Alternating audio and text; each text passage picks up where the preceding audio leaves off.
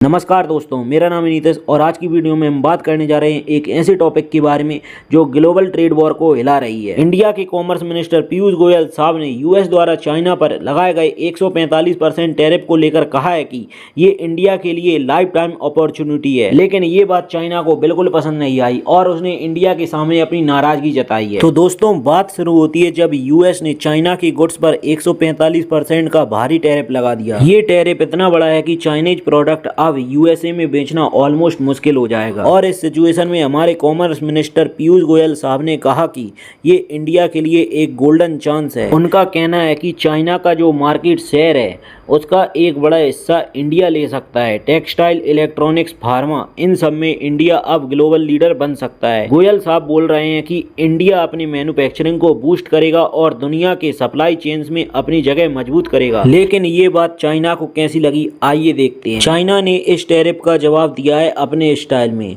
उन्होंने यूएस के गुड्स पर अपना टैरिफ बढ़ाकर 125% कर दिया है।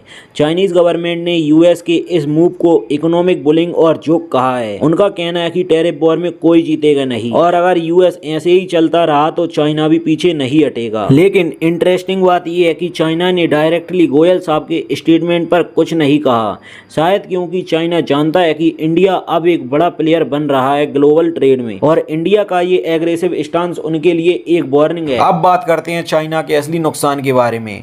अमेरिका चाइना का दूसरा सबसे बड़ा एक्सपोर्ट मार्केट है, जहां चाइना हर साल लगभग 440 बिलियन डॉलर्स के गुड्स बेचता है। लेकिन 145% टैरिफ के साथ चाइनीज प्रोडक्ट्स अब इतने महंगे हो जाएंगे कि उनकी डिमांड गिरना पक्का है।